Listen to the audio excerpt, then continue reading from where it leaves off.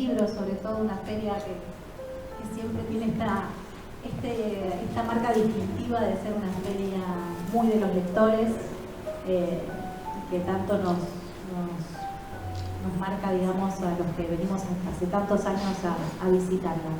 Hoy tenemos la suerte de poder encontrarnos acá con estos tres autores que ahora voy a presentar, y la alegría de poder siempre conocer también en persona a autores latinoamericanos, este espacio tan importante que hace varios años vienen organizando Jorgelina Núñez, y de esta manera nos va mostrando y dando la posibilidad de conocerlos, ¿no? Así que bueno, agradecemos a la feria, a Jorgelina por generar este espacio, y a los autores que ahora voy a pasar a presentar, de los que vamos a hablar de sus novelas.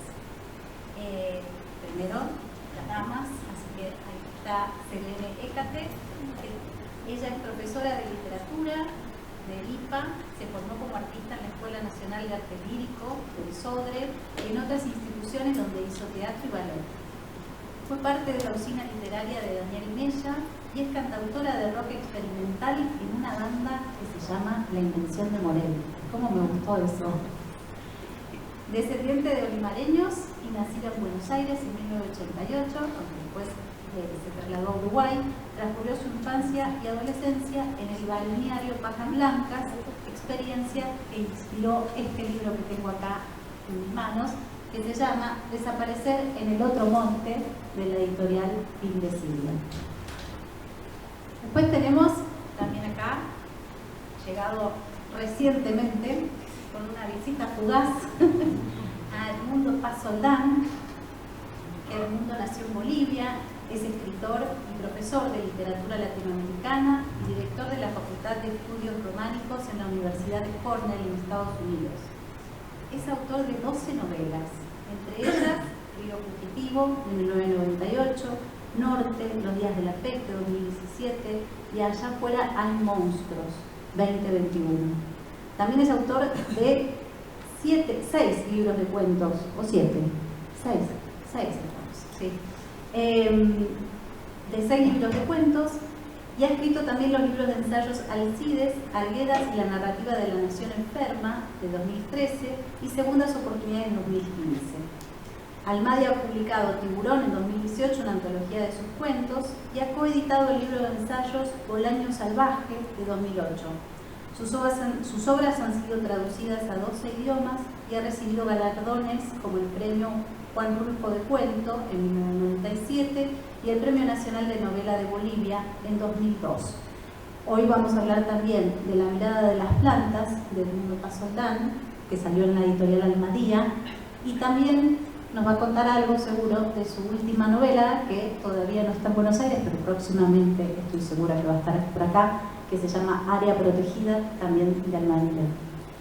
Y después, nuestro tercer invitado de esta mesa es Pablo Plotkin, que Pablo nació en Buenos Aires en 1977, empezó su carrera periodística en el diario Página 12 en 1997. Muy joven empezaste, 20 años, wow. En 2003 obtuvo una beca de la fundación alemana IGP que lo llevó a trabajar en la sede de Berlín de la agencia EFE.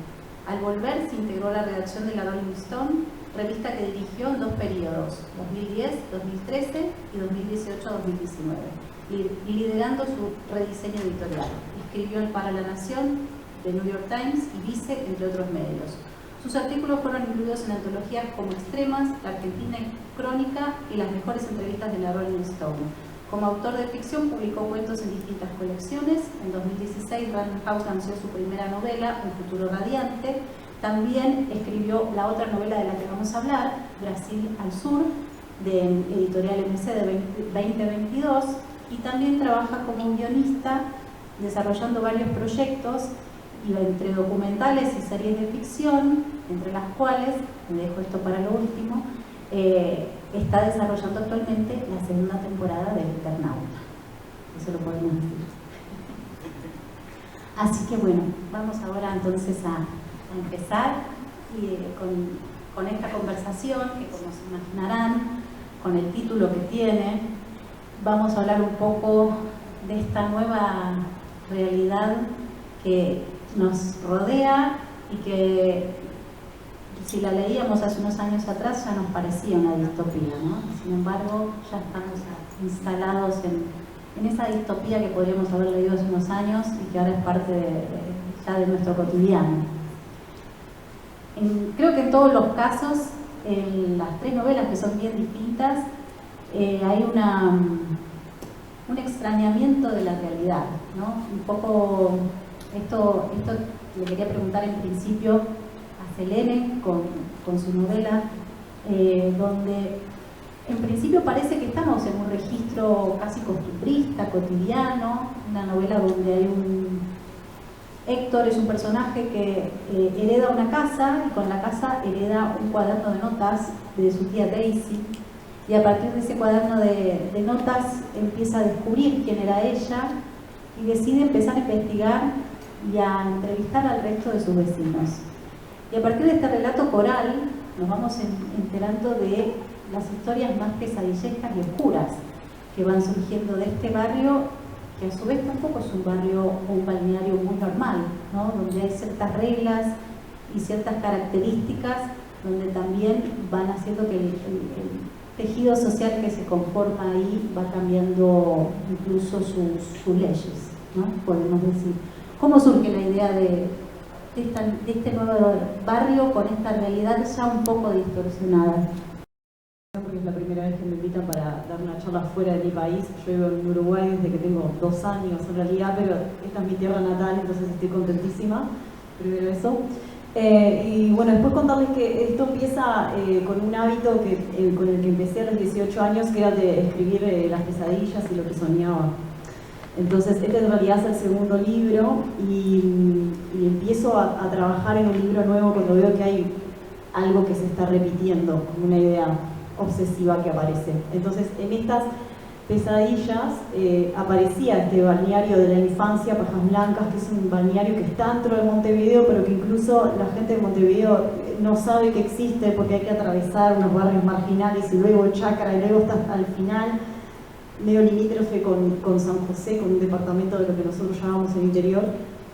Entonces empecé a trabajar todas esas historias que eran por separadas y que tenían en común cuerpos muy extraños, como el de la portada, que por ejemplo es solamente una cabeza con unas manos pegadas, o bueno, otro personaje que es solo el lado derecho, otro es solo el lado izquierdo, a otro se le metamorfosea su rostro, pasa a tener el rostro idéntico a un personaje famoso.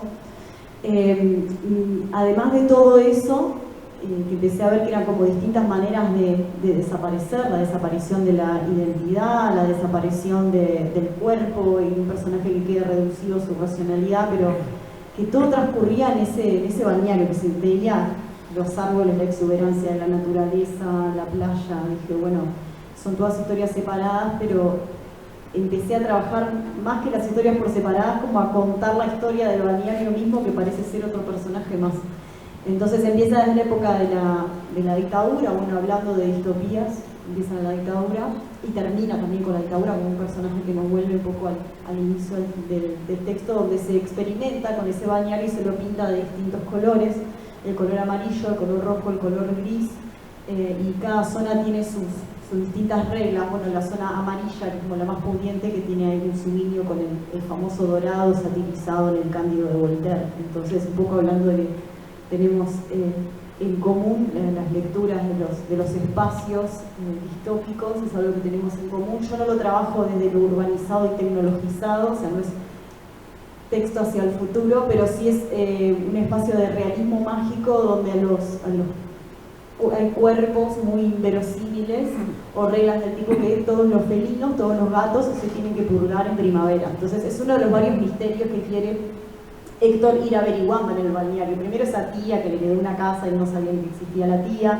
un novio que tuvo la tía y desapareció, por qué a los gatos hay que matarlos en primavera, y luego varios desaparecidos que empieza a tener ese balneario, empieza a obsesionarse no solo con la historia de la tía, sino querer reconstruir la historia de varios de los vecinos que aparecen ahí. Entonces empezó como historias por separadas imágenes oníricas o pesadillas que tuve en distintas etapas de la vida, y al final terminé contando la historia de un balneario que terminó protagonizando mucho más.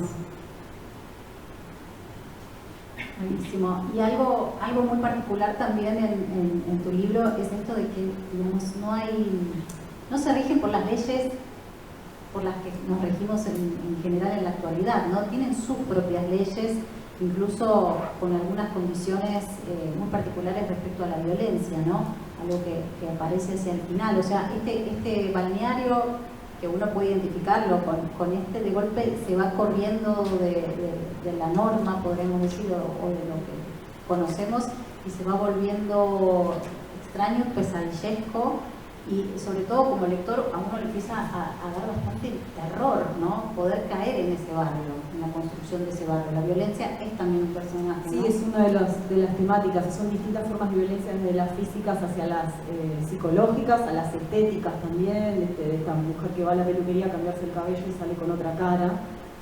Como es más hegemónica y se parece a la actriz famosa del momento, esa cara le debería gustar más, pero ella quiere su otra cara. Entonces, y esa es la zona más feliz.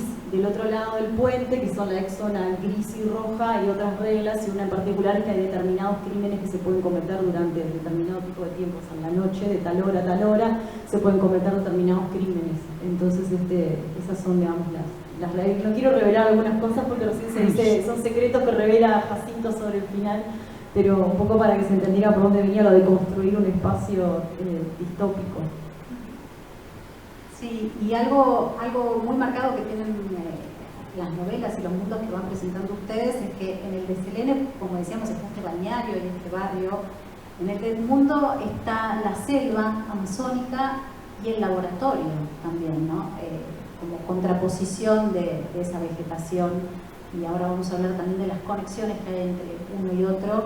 Y en el caso de Pablo hay una especie de fundación de Buenos Aires y una ciudad que ya es difícil de reconocer, aunque siguen quedando algunos elementos reconocibles, ¿no? en esta nueva ciudad. Pero le quería preguntar al mundo cómo surge, en el caso de La mirada de las plantas, que es una novela distópica, pero que también podría decir que tiene bastante de thriller en un punto, con lo que va pasando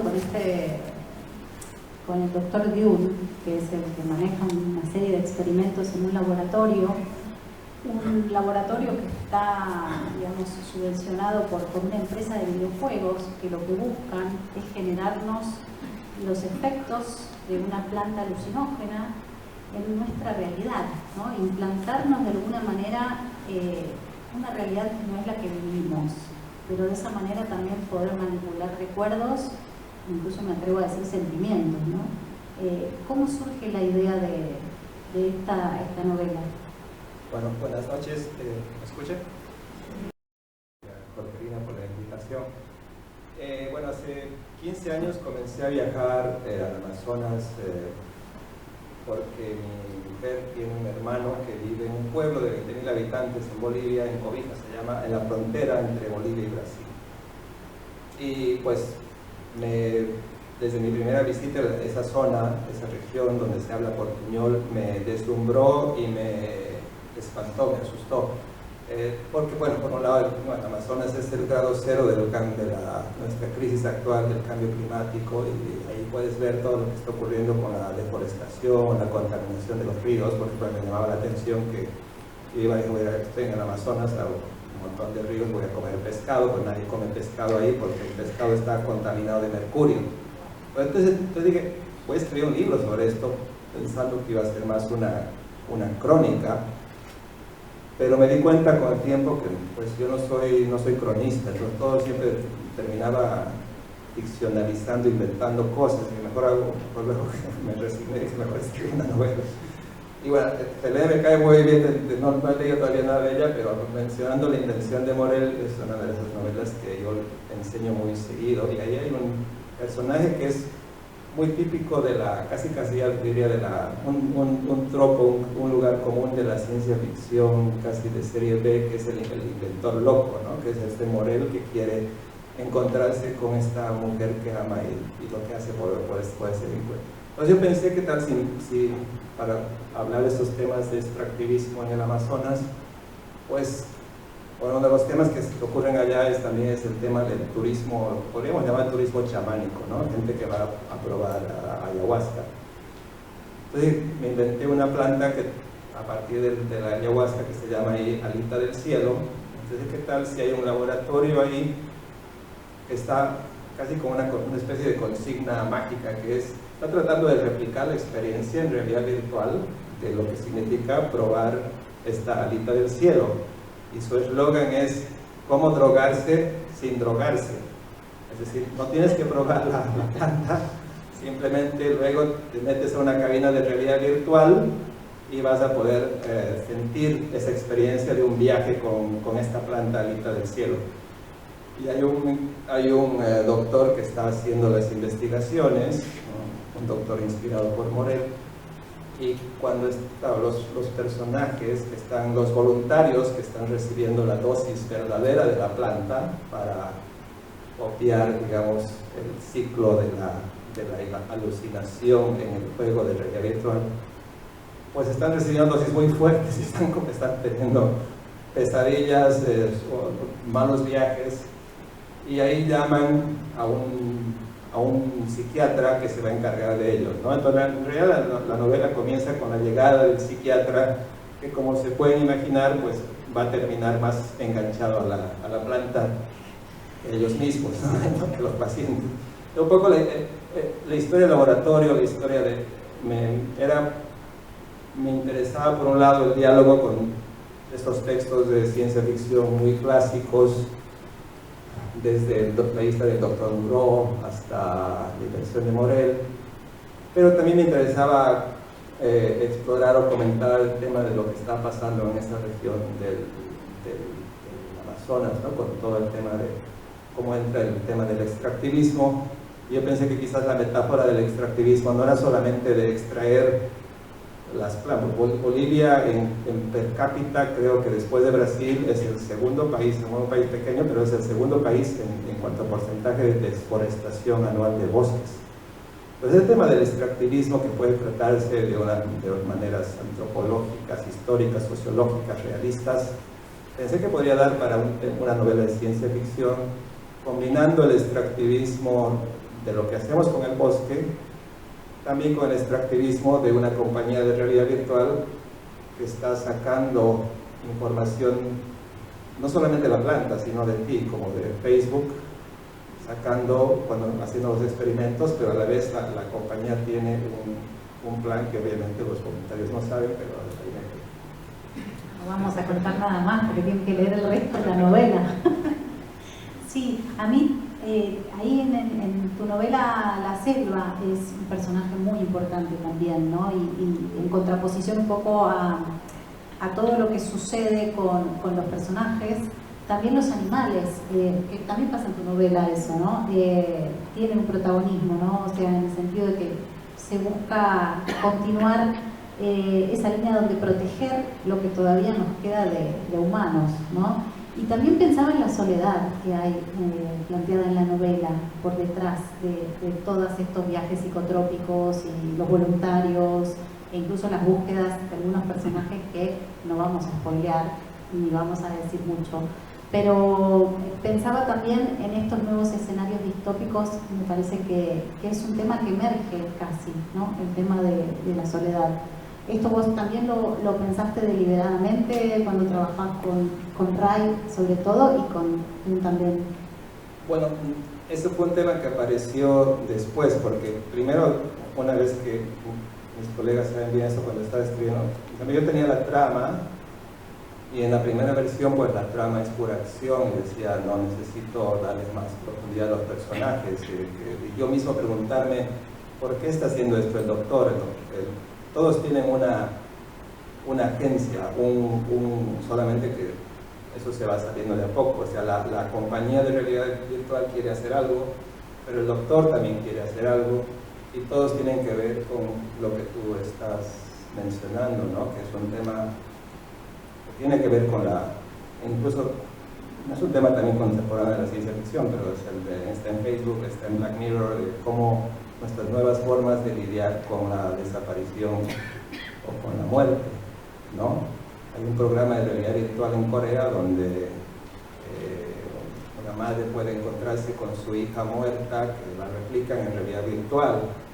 Entonces, un poco así me interesaba también trabajar esas ausencias, esa soledad de los personajes a través de lo que podría o no hacer la realidad virtual. Bueno, esto me trae justo para preguntarle a Pablo también sobre el tema, porque él, en su novela, la primera escena de la novela, es una madre, una hija, y de golpe le dice, mamá, no sé si lo estoy citando bien, activa el homograma de papá. El padre murió hace muchos años. ¿Por qué tenés activado el homograma de papá ahora? ¿No? Y hay una especie de holograma del padre, sentadas con ellas ahí a la mesa, de alguna manera llenando esa ausencia del padre, ¿no? Y en tu caso también, digamos, un poco creo que lo que nos pasa actualmente con tanta multiplicidad de redes sociales y pantallas y digamos, y de tecnología que nos está de alguna manera devorando, me animo a decir, creo que de fondo vuelve a aparecer esto de la soledad y del aislamiento, ¿no? Como la falta de conectar con alguien real.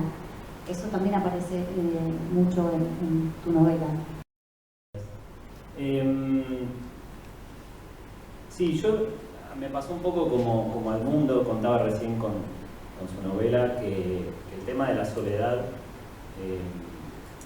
no estaba en mi cabeza en el comienzo de la escritura y después en el momento en el que, cuando ya estaba avanzado y más o menos empecé a entender de qué trataba, veía que era uno de los grandes temas que asomaban ahí. Pero sí me apareció inmediatamente con esa primera escena, que sí, que el homograma era como una versión ya material de invocación de alguien que falta, de alguien que se fue, y cómo lidiaban los personajes de distintas formas en un mundo sí, colapsado por un lado y en plena reinvención. Que yo creo que en definitiva la distopía, porque a veces uno se pregunta, bueno, ¿por qué tanta distopía y qué hay detrás, más allá de lo que corre a diario en las noticias y de todas las circunstancias ambientales, tecnológicas, etcétera, que inspiran todo el tiempo una aceleración de la ficción distópica? Pero creo que en definitiva en la distopía siempre despunta la posibilidad de la utopía, ¿no? Porque en esa tierra arrasada aparece la promesa de la refundación, ¿no? y de la reescritura de reglas, tanto en términos sociales, políticos, como en términos más íntimos, ¿no? Hay algo ahí de, bueno, ¿quién podría ser yo si todo empezara de vuelta, ¿no? Entonces, me parece que hay una pulsión ahí que tiene que ver con la reinvención y que la ciencia ficción recoge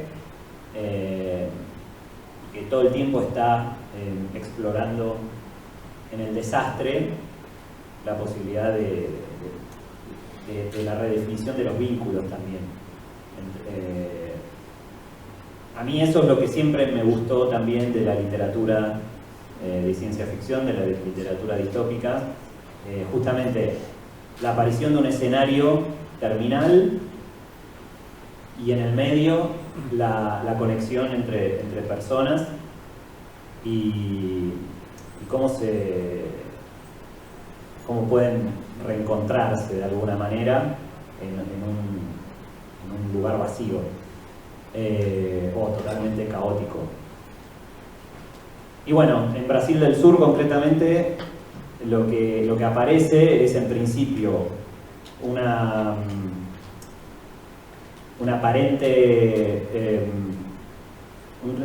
reacomodamiento de las cosas después de un colapso, pero rápidamente se empiezan a ver las grietas las fisuras de todo el sistema. Y en Buenos Aires concretamente, que la novela se llama Brasil del Sur porque Buenos Aires, o sea, la República Argentina está desintegrada y Buenos Aires aparece como la nueva capital del territorio de Brasil del Sur, o sea, la Argentina fue anexada. Y la ciudad funciona como una suerte de campo de experimentación de la inteligencia artificial, que está vedada mayormente en casi todo el mundo. Sí. ¿En qué año está ambientada? Bueno, vos hablás que porque toda distopía es... Sí, sí. ¿Qué año mencionás? No hay un año definido, sí es un futuro. La novela se publicó en 2022. Obviamente todo el proceso de inteligencia artificial lleva muchas décadas, pero es cierto que todavía no había estallado en el día a día la cuestión de los nuevos programas de inteligencia artificial que hoy son como de uso cotidiano y de un desarrollo y de un crecimiento exponencial, ¿no? Todavía no estaba ChatGPT, etc. Al menos públicamente, no sé si ya estaba en desarrollo. Pero bueno, me parece que todo eso, todos esos elementos que la ciencia ficción en general, de los que echa mano, en definitiva, siempre están hablando de conflictos del presente, ¿no? Más que de ideas del futuro. No sé, en mi caso al menos nunca hubo una intención predictiva de nada, sino más bien como una distorsión, un extrañamiento, como dijiste vos, del escenario, y ver qué pasa cuando uno corre ligeramente la lente y cómo la saturación de colores o la difuminación de algunas cosas empieza a poner en una perspectiva diferente esos problemas que hoy están muy en primer plano. Por suerte no puso el año, porque si llega a ser un año cercano salimos corriendo todos ya mismo, quiero decirlo. Es una novela donde, como él contaba recién, Buenos Aires termina siendo anexada a Brasil, y es un mundo donde hay autómatas, donde hay la inteligencia artificial, digamos, está arrasando con todo, y no estamos tan lejos, me parece, de esos mundos. Pero volviendo al tema que un poco nos reúne hoy, que es esto de que reconocemos de humano todavía en esos escenarios distópicos, a mí hay algo que me interesa, que tiene que ver con la imaginación, ¿no? Que ahora les iba a preguntar a cada uno, porque pienso que ahí también está lo más subjetivo de cada autor, que generalmente es donde nos gusta ir a encontrarlo, ¿no? Cuando uno encuentra la singularidad de un autor y tiene ganas de volver a visitarla, de volver a leerlo. En este caso, lo que les quería preguntar a ustedes es cómo ustedes fueron construyendo estos escenarios. En tu caso, Selene, es más desde lo pesadillesco, ¿no? No tan distópico futurista como en el caso de Pablo, o en el caso también del Mundo. ¿Cómo se construyen estas novelas sobre mundos que no existen?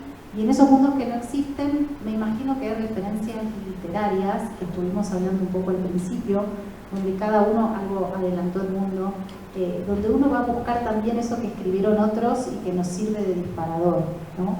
Y bueno, de ahí quería preguntarte en tu caso, Selene, ¿cuál fue tu punto de partida para imaginar este lugar que algo adelantaste con el barrio, con el balneario, pero donde, bueno, hay una galería de personajes muy desarrollada, donde uno va viendo que hay cosas que están corridas de eje, ¿no?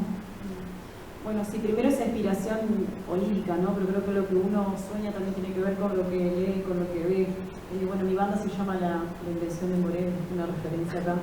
Entonces, referencias de distopías o de ciencia ficción muchas, pero claro, justo en la isla, está ahí, tiene esa cosa de la isla y de lo aislado, es algo que trabajo mucho en ese espacio del otro monte donde los personajes se sienten desaparecer. Entonces muchos textos que tratan sobre eso, pienso en El Señor de las Moscas de William Golding, también como una distopía social que no es futurista, pero que son estos niños y adolescentes en una isla volviéndose cada vez más salvajes. Está ahí la temática de la violencia. De hecho, los adolescentes que viven en esa zona del otro lado del puente son menores infractores con superpoderes. Entonces, cuando hablábamos de distintos tipos de violencia, ¿no? Y bueno, es muy difícil cuando le preguntan cuáles son sus influencias, porque empezar a descargar. Yo soy muy cuentista, entonces pensando que en este segundo libro tenía ganas de que fuera una novela, pensé que el eje temático era el espacio, y es un poco lo que hace Ray Bradbury con Crónicas Marcianas también, de cómo se va colonizando ese espacio de Marte, de manera que están las historias de los personajes, pero el mismo planeta es el protagonista, ¿no? Entonces, tomando más que nada esas literaturas donde el espacio prioriza la narrativa, me han dicho también, tenés tu Macondo, entonces ahí está una referencia de Gabriel García Márquez también. Entonces son elementos que se van fusionando. Fui una gran lectora de Kafka también, esa idea del ser humano pequeño en un sistema inmenso que lo derrota y donde también se siente desaparecer en medio de todo eso, porque la palabra que uso son muchas maneras de desaparecer, porque morís sin el que recuerda, porque hay una pérdida de identidad. Bueno, empieza con los desaparecidos de la dictadura, pero empiezo a ampliar después todo ese término, lo que es muchos de esos personajes que tienen sus pretensiones de ser artistas, porque hay poetas, hay músicos, hay actores. Vengo de una familia de artistas y yo misma soy cantante, actriz y escribo y un poco bailo. Y esa idea de bueno, tengo esta pretensión de trascender, pero me toca nacer en un pueblo alejado, en medio de la nada, que es como que no es una isla, pero que parece que lo es. Y justo menciona la isla del Dr. Moreau, que yo lo que tengo son imágenes de la película, porque tengo todavía la novela en breve para leerla, pero esa idea de los cuerpos diferentes que empiezan a surgir en ese espacio, la que se transforma en árbol, la que pare animales, o sea, todos desarrollan físicos distintos. Y ahora pensando en la invención de Morel, que tocaba el tema del científico loco, a veces me cuesta acordarme de un personaje que es muy secundario, que está ahí, que tiene algo de eso, que en realidad es un psicólogo alemán, Adler Newman, como Adler Nuevo Hombre, que es una especie como de Freud o de Mengele vampiresco, que se va a hacer sus experimentos al otro monte, que está como experimentando terapias psicológicas diferentes, y se le ocurre incluir un gato, a su gato negro dentro de la terapia. Y ahí donde también hay algo medio distópico, porque en el balneario de la irracionalidad no hay un espacio para un psicólogo, porque una de sus pacientes comete una atrocidad y el culpable es él, entonces todo el balneario lo lincha. Así como purgan a los gatos, los psicólogos tampoco pueden existir en ese balneario, y termina volviéndose a su país. Y también estaba hablando del tema de redes, y una manera que elige este personaje para que no lo sigan linchando es no tener redes. Y como no tiene redes, parece que no existiera más, parece que desapareció también. Entonces es un poco eso de cómo nos vemos todos obligados a tener redes sociales para sentir que estamos, que no desaparecemos, que existimos. Entonces el tema de los medios de comunicación yo lo toco muchísimo también. Hay una cantante que se mete a un show de talentos, y bueno, pasan cosas extrañas que no las quiero contar, pero hay una cosa de la pérdida de la identidad, que es lo que pasa con la imagen de la mujer en la industria de la música también. En qué te tenés que transformar para poder ser una figura pública, ¿no? Entonces a cada uno de esos personajes les pasa eso de la desaparición, que tiene que ver con el espacio aislado, que está lejos, con lo excéntrico. Entonces en ese doble sentido, uno es el excéntrico es el raro, pero también es el que no está en el centro de Montevideo, esto está alejado, el mismo balneario es excéntrico, entonces sus personajes también lo son en otro sentido. ¿Cómo se reconstruye, o cómo se construye, mejor dicho, ese mundo que planteas ahí, donde también el tema de toda la realidad mediada por la tecnología aparece fuertemente, ¿no? Pienso también en ese concepto que está en tu novela de las deepfake porno, donde alguien puede, tomando la imagen de una persona, crear su propia película. Pero ya no es en la imaginación, es en una pantalla. Entonces, lo que te quería preguntar y lo que venía pensando es cómo se imagina lo que no existe, claramente con algunos elementos de lo que ya tenemos entre nosotros, ¿no? Pero cómo, hasta dónde decidiste llegar, digamos, con alguna de las cosas, de los elementos conocidos que tenemos, y hasta dónde pensás seguir explorando esta temática. Te lo pregunto también por tu última novela, Área Protegida, que algo me contaste. Bueno, aparte de lo que mencioné antes, dije, en Latinoamérica hay una impresionante tradición de la novela de la selva, y me puse a leer esa tradición en busca de modelos de inspiración, ¿no? Está Los Pasos Perdidos, está La Casa Verde, está La Vorágine, y precisamente esta novela de este colombiano Estacio Rivera, La Vorágine, me sirvió mucho porque en la mayor parte de las novelas donde aparece el paisaje o la naturaleza, en general es como una especie de hondo background para el drama humano. Y ese también es uno de los problemas de por qué estamos en la crisis en la que estamos, ¿no? De que el desequilibrio de los ecosistemas tiene que ver con esta, no sé por decirlo, por nuestra obsesión por contar la historia humana sin tomar en cuenta todo aquello que nos rodea, lo que pasa con los animales, lo que pasa con las plantas, simplemente están a nuestro servicio y punto, ¿no? Esa ha sido la forma en que, para decirlo de manera muy rápida. En cambio, en La Vorágine, la selva es un agente, ¿no? La selva está viva todo el tiempo, ¿no? El personaje que está ahí en pleno selva en La Vorágine, a principios del siglo, que cuenta esta terrible explotación del caucho a principios del siglo XX en Colombia. Entonces el personaje se está volviendo loco, está delirando y cree que los árboles le hablan, conversa con los árboles, pasan cosas con los personajes, una liana se mueve, alguien muere debido a que la liana se mueve, ¿es un accidente o es que la planta le hizo algo? Y la genialidad de Rivera es que te dejen esa ambigüedad de que sí pudo haber sido un accidente, pero sí puede ser que la selva esté tomando acciones, esté vengando, esté siendo un agente. Entonces me pareció que me podría servir como inspiración, porque quería también incorporar en la novela justamente la misma planta alucinógena que hace ver cosas a los humanos. Es también un agente, no es solamente un objeto de los personajes, sino alguien que está transformando la mirada de los personajes. Y en esa transformación, ¿qué podría yo añadir a esta tradición tan impresionante y que te intimida de la novela de la selva latinoamericana?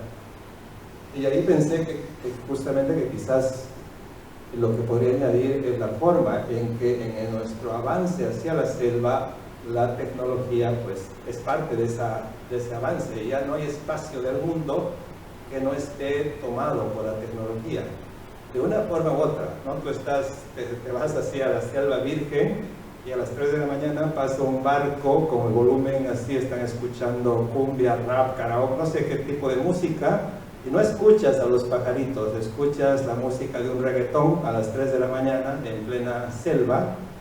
Y también ves cómo están, quieres ir a ver animales ahí en esa selva, no los ves, porque los animales se van metiendo más hacia adentro, los animales grandes sobre todo. Yo quiero decir, voy a ir a ver monos, voy a ir a ver jaguares, no ves nada, porque a medida que la urbanización se van tomando espacios de esa selva, entonces pues los animales retroceden, se repliegan y no los ves. Entonces hay algo ahí de ese avance tecnológico que pensé, obviamente, gracias a que en las novelas puedes radicalizar cosas.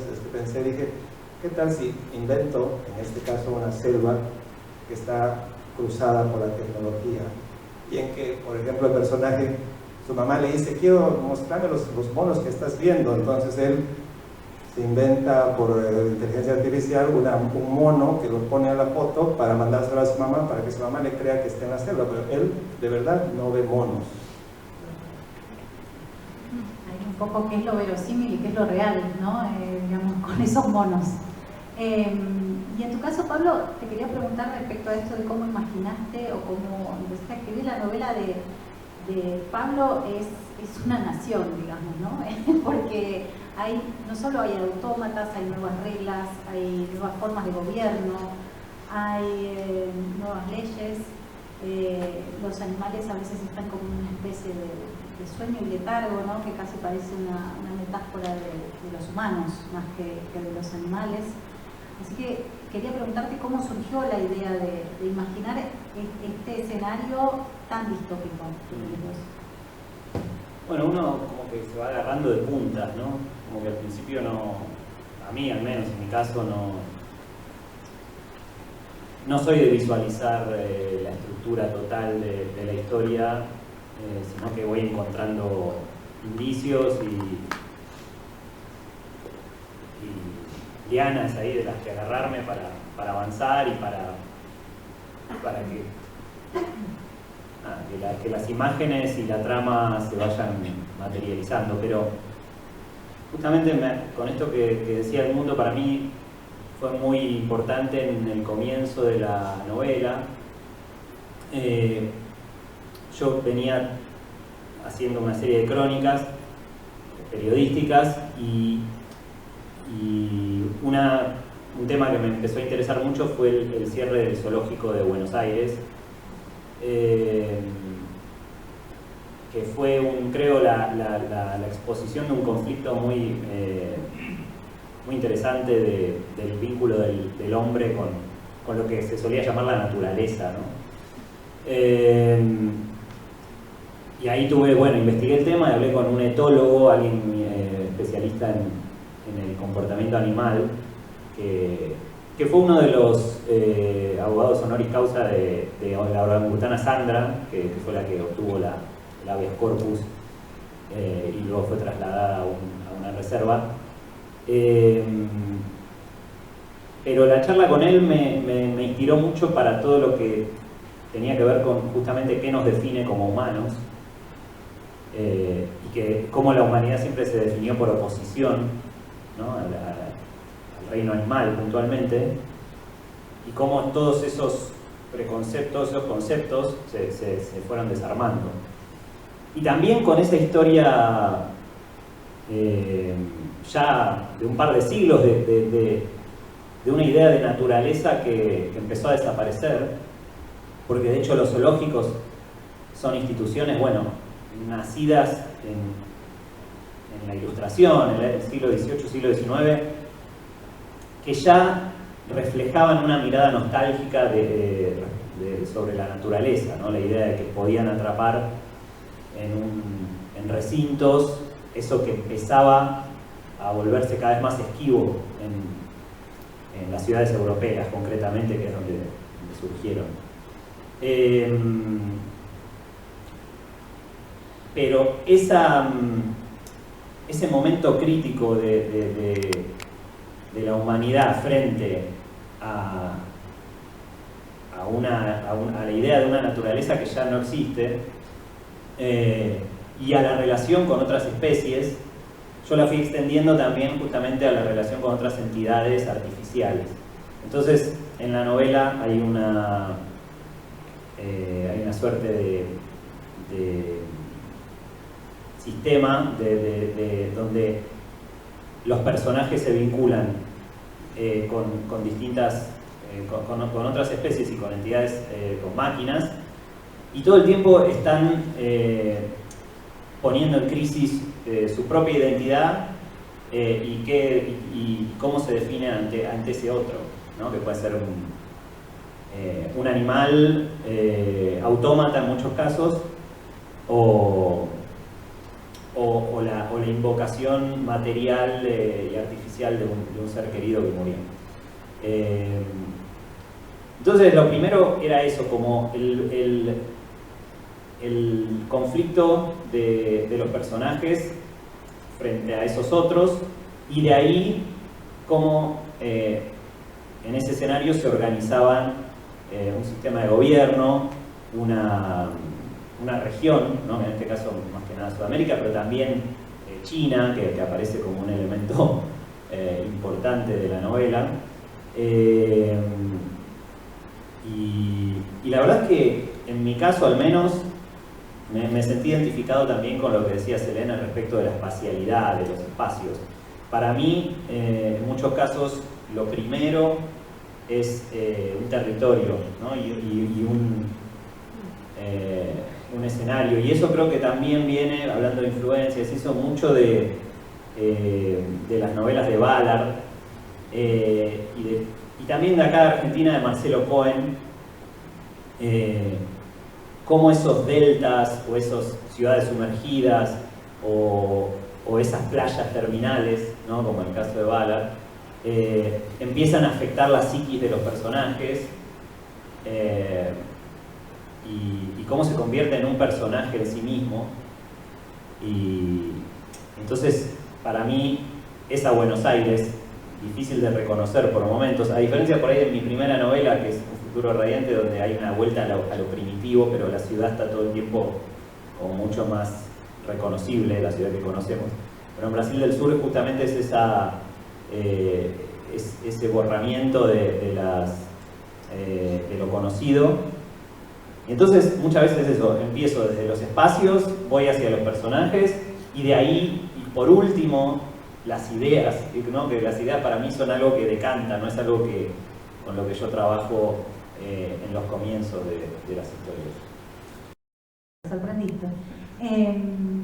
Y un poco pensando en este futuro que cada vez parece que corre de frente a nosotros, ¿no? En vez de nosotros buscando ese futuro, y que cada vez se nos vuelve más cotidiano, como decía al principio, y creo yo que también nos va a resultar cada vez más difícil tratar de imaginar el futuro, ¿no? Porque se está volviendo todo demasiado actual.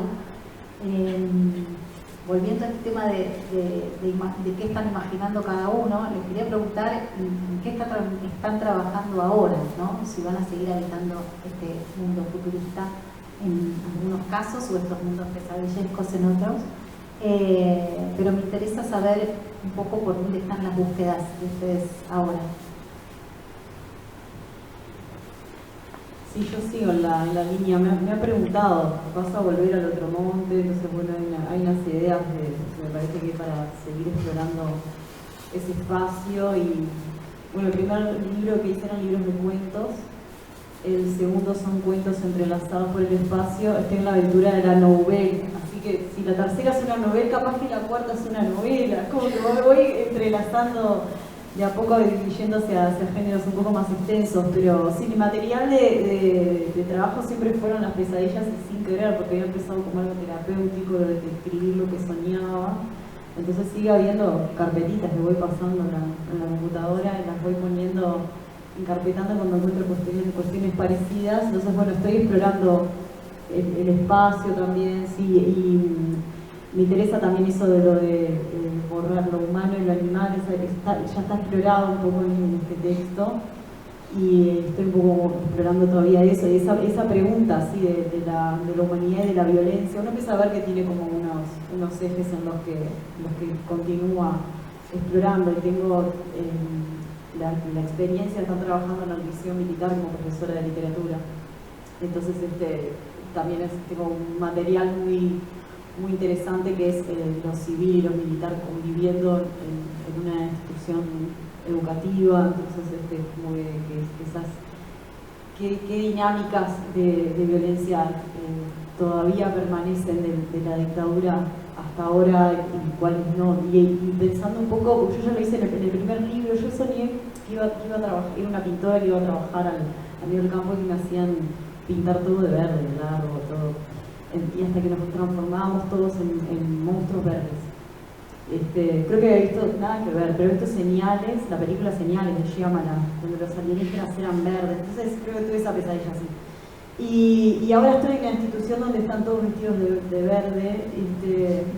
Entonces hay algo, si bien no hago literatura futurística, a veces los sueños parece que se adelantan en algunas cosas, tienen una cosa de predecir, y esa cosa, ¿no? Del camuflado, del verde, de camuflarse con la naturaleza, que es un poco algo que lo exploro, que los personajes van desapareciéndose, pero fundiéndose con la naturaleza y perdiéndose en ella, entonces, y borrándose esas líneas de lo humano y de lo violento, así que supongo que en algún momento me animaré a explorar ese espacio que es tan difícil y que es tan ambiguo, porque en Uruguay la presencia de lo militar todavía está bastante fuerte. Hablando con argentinos me decían que no tanto. Nosotros somos todo un partido político con exmilitares, entonces están los discursos y yo los tengo a diario. Entonces es como siempre uno empieza a ver que las sucesiones son medio las mismas y que se repiten. Entonces bueno, me parece que lo que se viene ahora va a estar bastante emparentado con esto y que tiene todavía para el tema de la violencia y el espacio del otro mundo todavía para ser investigado, y ese universo de lo militar que lo tengo tan cerca también. Bueno, ya dan ganas de saber esa novela que está todavía en ciernes, ¿no? Y también me hacías pensar recién con esto de todo el tiempo cuando hablabas de esto de lo vegetal y de las plantas, pensaba en tu novela. Casi que esta planta, la alita del cielo, de la cual extraen un poco el efecto psicotrópico que va generando la gente, es un personaje más también muy importante en la novela. Casi parecería que tiene entidad propia por momentos. Tenés una mujer planta, mira. Que hay muchas conexiones, ¿no? Entonces, en tu caso te quería preguntar al mundo si vas a seguir habitando este tema que tiene que ver con la naturaleza, ¿no? Sí. De hecho, ahora sale en octubre con Páginas de Espuma un libro de cuentos futuristas también sobre nuestra relación, esta vez más con los animales, aunque hay un cuento que es una reescritura de un cuento de Ursula Le Guin sobre una nave que llega a un planeta donde no hay humanos, solamente hay árboles, y los humanos pues no saben qué hacer con esos árboles, no pueden comunicarse, pero hay uno de los personajes de pronto descubre que puede comunicarse con los árboles. No les estoy contando mi cuento, les estoy contando el cuento de Ursula Le Guin. La mía es una reescritura de ese cuento, pero la novela que estoy escribiendo es una novela corta. Bueno, hace un par de años mi mujer tuvo una etapa de rescatista de gatos y rescató 9 gatos en Santa Cruz, en su ciudad natal, ahí en el trópico boliviano. Pero yo a veces la acompañaba y era el grupo más delirante que yo he conocido por la forma obsesiva que tenían de apostarse de una colonia de gatos con sus tramperas. Un viernes por la noche decía: Liliana, no puede ser que es viernes en la noche, estamos cazando gatos, porque había que cazarlos, llevarlos a una veterinaria, hacerlos castrar, y luego volverlos a soltar, porque ya un gato salvaje, un gato cimarrón ya no puede vivir con los humanos. Pero después de 3 meses de esa aventura me di cuenta que tenía un montón de anécdotas. Pero dije, no puedo escribir esta novela en un ambiente costumbrista, ¿no? Entonces proyecté una Santa Cruz del futuro, donde ya básicamente el gobierno ha decidido eliminar a todos los animales de la calle, a todos. Entonces están matando a todos los gatos, a todos los perros. Ya tenemos temática para la próxima mesa, nosotros agradecemos. Porque además conectando, estás hablando de rescatar a los gatos. Bueno, en el liceo militar había un militar que ponía, yo no sé nada de armas, un rifle en la puerta para matar a los gatos, porque hay gatos en el liceo militar, y los mataba. Fue pedido del espacio, ¿no? Pero, y también hay un personaje, Ariel, que quiere rescatar unos gatos, y la protagonista quiere rescatar a los gatos que se purgan en primavera, de la novela que estoy escribiendo ahora. Argentina ya tenemos Entonces, mesa. ya tenemos mesa. Sí. Bueno, la diferencia es que, no sé, mis gatos futuristas son gatos obviamente modificados, no genéticamente modificados por la inteligencia artificial, no son gatos normales, los gatos que están ahí y que los humanos están tratando, algún grupo de humanos está tratando de salvar, mientras el gobierno está detrás de ellos. Sí. O sea que Los míos son vampiros, así que... los tuyos son vampiros, ok. Bueno, hay varias conexiones, veo. Él también sobre gatos. ¿Y en tu caso, Pablo? No, yo estoy escribiendo sobre un gato, pero no. Gato del horóscopo chino. No, estoy escribiendo un libro de no ficción, estoy muy sumergido en ese trabajo. Está siendo largo, pero espero que salga el año que viene. Es un libro para el sello de la Universidad Diego Portales de Chile, una colección que dirige Leila Guerriero. Y entonces, bueno, mi trabajo de ficción, mi lado de ficción está como un poco en pausa en este momento porque, bueno, estoy muy sumergido en ese libro. Pero intuyo que o sea, yo siento que estas dos novelas tienen algo de, o sea, que siento que me falta un libro todavía para, no sé si es una trilogía, pero bueno, de algún modo podría pensarlo así. Y entonces sí me aparecen cosas, pero hay que ver en el momento en que me sienta a escribir la novela hacia dónde va. No sé si va a ser tan distópica o si va a tener otro tono, pero en principio siento que ahí hay como eso, una pequeña, no diría deuda, pero sí como una historia más que me gustaría contar en esa clave al menos. Y espero poder empezarla pronto. Quedé intrigada con el tema de la crónica. Si se puede preguntar, pero bueno, tal vez no lo sé. Bueno, sí, qué sé yo, ya lo he comentado en algún lado. Es un libro sobre Charly García. Ah, O sea, qué bueno. por eso decía que es Gato de Metal en el horóscopo chino, y hay una canción del que se llama Gato de Metal por eso, así que también de algún modo es un libro de un gato. Pero bueno, la verdad es que hay ahí una historia que también es como una historia de la Argentina, ¿no? Entonces es absolutamente fascinante y absorbente, y estoy como en eso. De alguna manera es un arco de la historia argentina de los últimos años muy importante, Charly, sin duda. Bueno, me va a dar muchas ganas el año que viene o cuando terminen estos libros de volver a encontrarnos, a conversar de estos temas, y ustedes dos salen de gira a hablar de sus gatos ficcionales en cualquier momento. Así que bueno, muchas gracias a todos por hacer